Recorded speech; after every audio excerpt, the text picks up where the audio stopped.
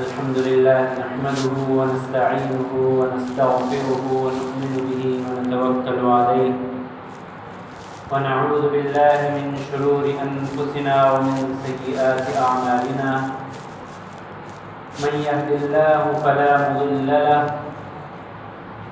ومن يضلله فلا هادي له ونشهد أن لا إله إلا الله محمدا عبده ورسوله أما بعد أعوذ بالله من الشيطان الرجيم بسم الله الرحمن الرحيم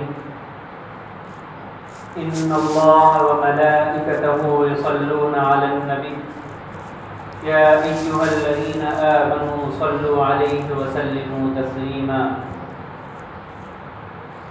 وقال النبي صلى الله عليه وسلم اللهم بارك لنا في رجب وشعبان وبلغنا رمضان صدق الله العظيم. میرے محترم بزرگوں، دوستوں اور عزیز ساتھیوں،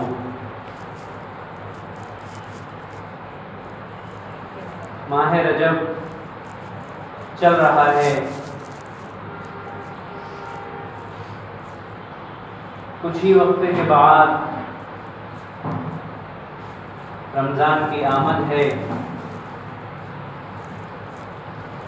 نبی کریم صلی اللہ علیہ وسلم رمضان المبارک کی تیاری ماہ رجب سے فرمایا کرتے تھے اور یہ دعا مانگا کرتے تھے کہ اللہم بارک لنا فی رجب و شعبان وبلغنا رمضان، کہ اے اللہ ہمارے رجب اور شعبان میں برکت دے اور ہمیں رمضان تک پہنچا دے.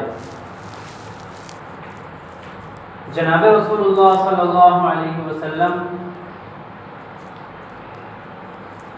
رجب کے مہینے سے رمضان کے لیے دعا کرنا شروع کرتے تھے. اس سے واضح طور پر یہ سمجھ میں آتا ہے کہ رمضان کی تیاری کس طرح کرنا چاہیے.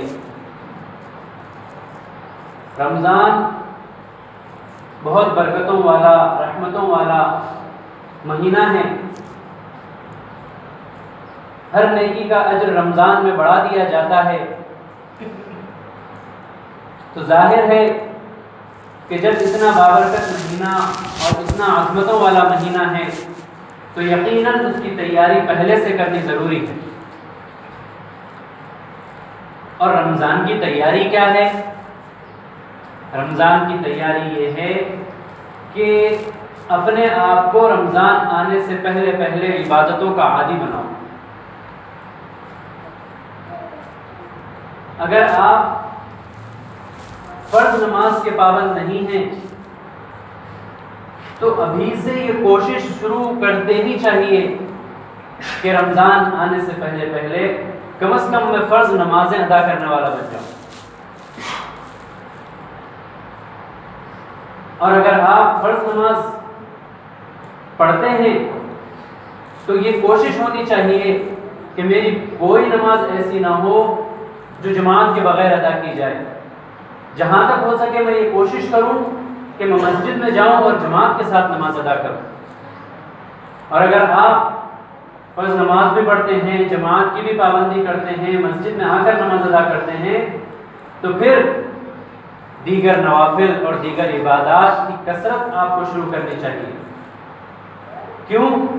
اس لیے کہ رمضان کے آتے آتے جب آپ کی 1-2 مہینے بھی عادت بن جائے گی تو پھر رمضان میں آپ کو وہ چیز بھاری نہیں لگے. جو عبادات کا آپ کا معمول ہے وہ تو آپ کی عادت ہے، اس سے ہٹ کے اور عبادتوں کو اپنی عبادت میں شامل کر لیا جائے. اگر کوئی فرائض کی پابندی کرتا ہے تو نوافل کو شروع کرے، نوافل پڑھنے شروع کرے. اگر نوافل کا بھی پابند ہے تو ذکر و اذکار کی کثرت شروع کر دے، تاکہ جب رمضان آئے تو عبادت اس کے اوپر بھاری نہ پڑے اور عبادتوں کا شوق اور عبادتوں میں دل لگے. تو یہ ہے رمضان کی تیاری جو ہمیں رجب کے مہینے سے ہی شروع کرنی ہے. اور ایک بہت اہم چیز جو کہ فرائض سے ہٹ کر، اور یہ اتنی آسان ہے اور اتنی ثواب کے باعث ہے، آسان ہونے کے باوجود بھی اس کا ثواب بہت زیادہ ہے، اور اس کی عادت ابھی سے بنانی شروع کریں، اور رمضان میں تو اس کو بکثرت اپنی زبان پر جاری کریں۔ اور وہ کیا چیز ہے؟ درود پاک کا ورد۔ ہمیں ابھی سے جناب رسول اللہ صلی اللہ علیہ وسلم کی ذات مبارک پر درود بھیجنے کا مزاج اور ماحول بنانا چاہیے،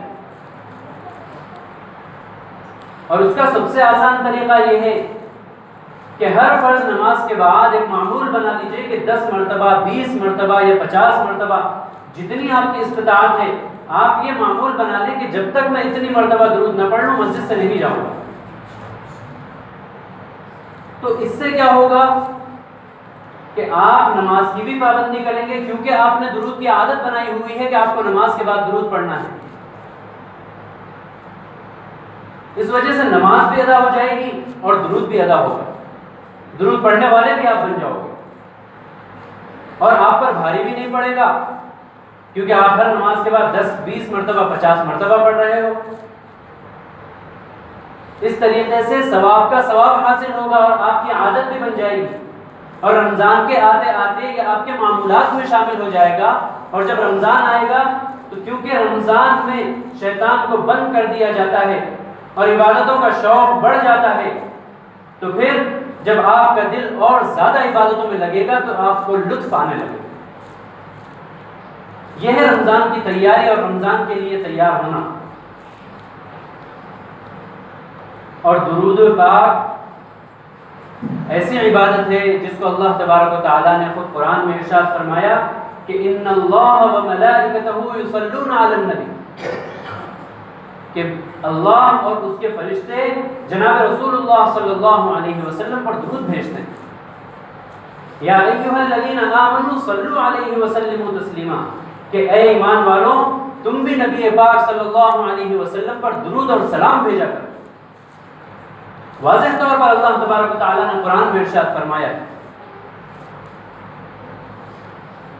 اب درود کون سا پڑھنا چاہیے؟ تو اگر آپ کو شوق ہے اور آپ سیکھ سکتے ہو تو درود کی کتابیں لکھی ہوئی ہیں، احادیث میں بہت طریقے کا درود مذکور ہے، لیکن اگر میسر نہیں ہے یا آپ کو وقت نہیں ملتا تو سب سے آسان درود ہے جب بھی جناب رسول اللہ صلی اللہ علیہ وسلم کا نام لیا جائے تو صلی اللہ علیہ وسلم کہہ لیا جائے، سب سے آسان درود ہے۔ پھر درود ابراہیمی ہے جو ہم نمازوں میں پڑھتے ہیں، وہ درود پڑھا جا سکتا ہے، وہ بھی سبھی کو یاد ہوتا ہے۔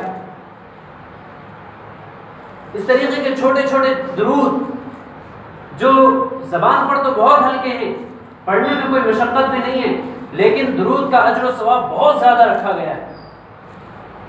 سب سے بڑا درود کا فائدہ یہ ہے کہ جناب رسول اللہ صلی اللہ علیہ وسلم کا ارشاد ہے کہ جو شخص درود کی کثرت کرتا ہے اور درود پڑھتا رہتا ہے، قیامت کے دن اس کو میری شفاعت نصیب ہوگی۔ قیامت کا وہ ہولناک دن جس دن سب بھاگے بھاگے پھریں گے اپنے گناہوں کی وجہ سے، سب پریشان ہوں گے، بڑا خطرناک عالم ہوگا، اس وقت جناب رسول اللہ صلی اللہ علیہ وسلم کی شفاعت کا حاصل ہو جانا یہ کوئی معمولی بات نہیں ہے۔ اور ایک روایت میں آیا ہے کہ درود پڑھنے والے کو عرش کے سائے میں جگہ ملے گی۔ کس دن جگہ ملے گی؟ جس دن عرش کے سائے کے سوا کوئی سایہ نہیں ہوگا اور سورج سوا نیزے پہ ہوگا۔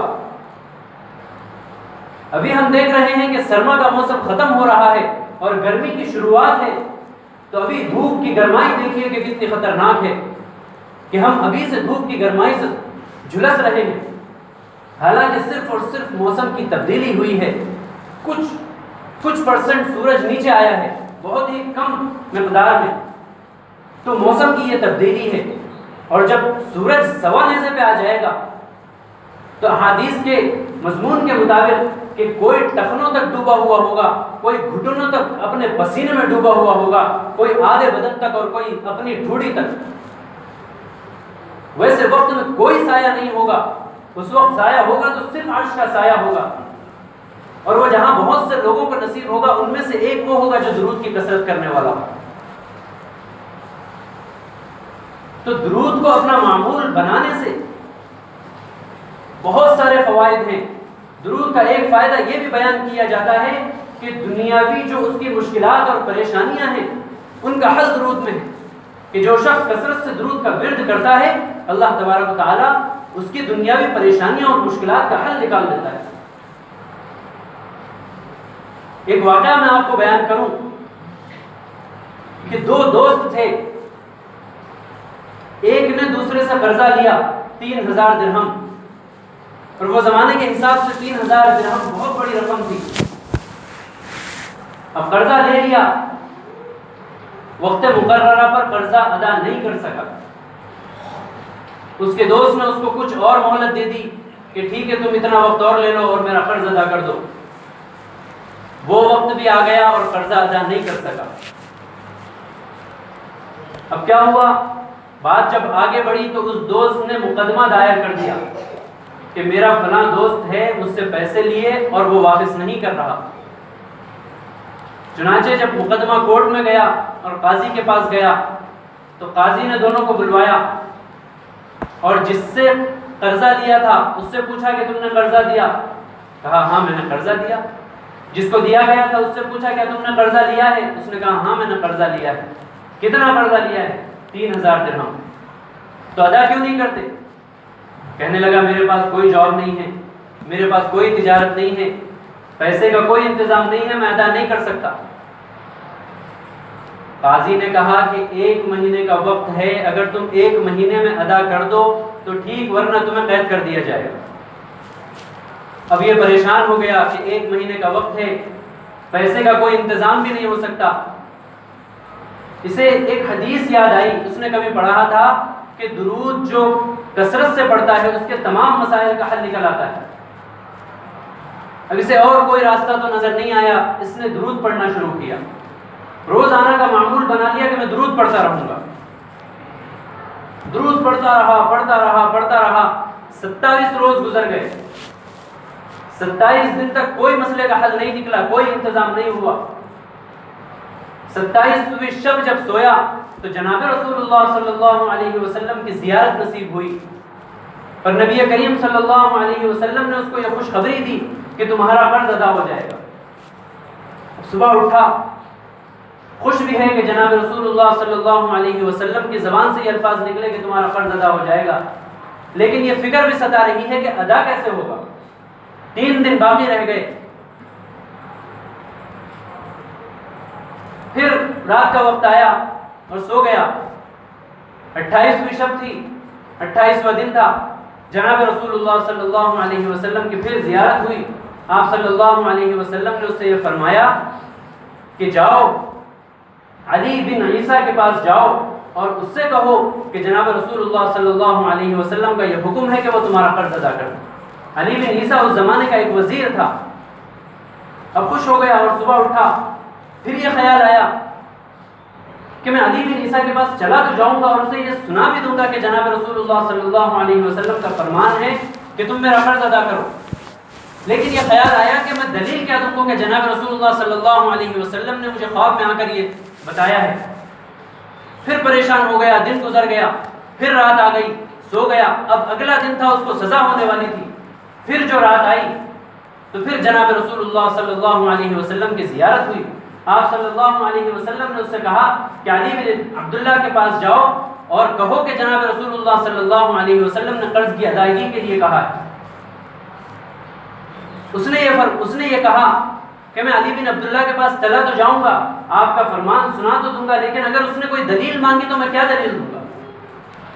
جناب رسول اللہ صلی اللہ علیہ وسلم نے ارشاد فرمایا کہ علی بن عبداللہ سے کہنا کہ تم روزانہ فجر کے بعد 5000 مرتبہ درود کا ورد کرتے ہو، اور یہ راز تم جانتے ہو اور اللہ تبارک و تعالی جانتا ہے۔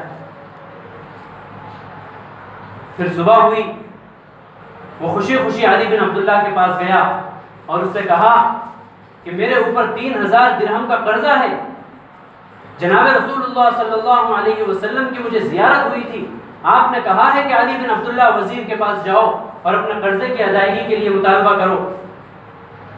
علی بن عبداللہ نے کہا کہ تمہارے پاس کیا دلیل ہے کہ جناب رسول اللہ صلی اللہ علیہ وسلم تمہارے خواب میں آئے تھے؟ اس نے کہا کہ تم روزانہ فجر کے بعد 5000 مرتبہ درود پڑھتے ہو، اور یہ تمہارا راز صرف اللہ کو پتا ہے اور تمہیں پتا ہے۔ جب تک تم 5000 مرتبہ درود نہیں پڑھ لیتے دوسرا کام نہیں کرتے ہو، کیونکہ اس کا یہ راز کسی کو نہیں پتا تھا۔ اسے یقین ہو گیا کہ جناب رسول اللہ صلی اللہ علیہ وسلم نے یہ حکم جاری کیا ہے۔ وہ خوشی سے پھولے نہیں سمایا اور اپنے حجرے میں گیا اور 3000 درہم لے کر آیا اور اس کو دیے، اور یہ کہا کہ یہ 3000 درہم وہ ہیں جو تمہارے قرضے کی ادائیگی کی ہیں، جو رسول اللہ صلی اللہ علیہ وسلم کا حکم ہے، اور یہ 3000 درہم اور رکھو، یہ اس لیے کہ تم نے اتنی بڑی خوشخبری سنائی کہ جناب رسول اللہ صلی اللہ علیہ وسلم نے تمہیں میرے پاس بھیجا، یہ اس کی خوشی کے لیے ہے۔ اور یہ 3000 درہم اور رکھو، یہ اس لیے ہے تاکہ تمہارے پاس کوئی مال و دولت نہیں ہے، تم اس کے ذریعے سے کاروبار شروع کرو اور اپنے بیوی بچوں کے لیے خرچے کا انتظام کرو۔ وہ 9000 درہم لے کر عدالت میں پہنچا، وہاں اس کو قید کرنے کا حکم دیا جانا ہے، اور ساروں کو یہی لگ رہا ہے کہ آج اس کی قید ہو جائے گی اور وہ جیل میں بند ہو جائے گا۔ جیسے ہی اس سے قاضی نے پوچھا کہ کیا ہے، پیسوں کا انتظام ہوا یا نہیں ہوا، تو 3000 درہم نکالے اور قاضی کے ہاتھ میں رکھ دیے۔ قاضی بڑا پریشان ہوا اور کہنے لگا کہ یہ 3000 درہم آئے کہاں سے؟ نہ تو تمہارے پاس تجارت کا کوئی سامان ہے، نہ کوئی تمہارے پاس جاب تھی، نہ کوئی انتظام ہے۔ تو اس نے سارا واقعہ قاضی کو سنا دیا۔ قاضی نے کہا کہ اگر ایسی بات ہے تو میں اپنی جانب سے تمہارا قرضہ ادا کرتا ہوں۔ جب یہ بات اس شخص نے سنی جس کا قرضہ تھا، اس نے کہا کہ اگر ایسی بات ہے کہ جناب رسول اللہ صلی اللہ علیہ وسلم کی جانب سے یہ حکم آیا ہے تو میں اس کا قرضہ معاف کرتا ہوں۔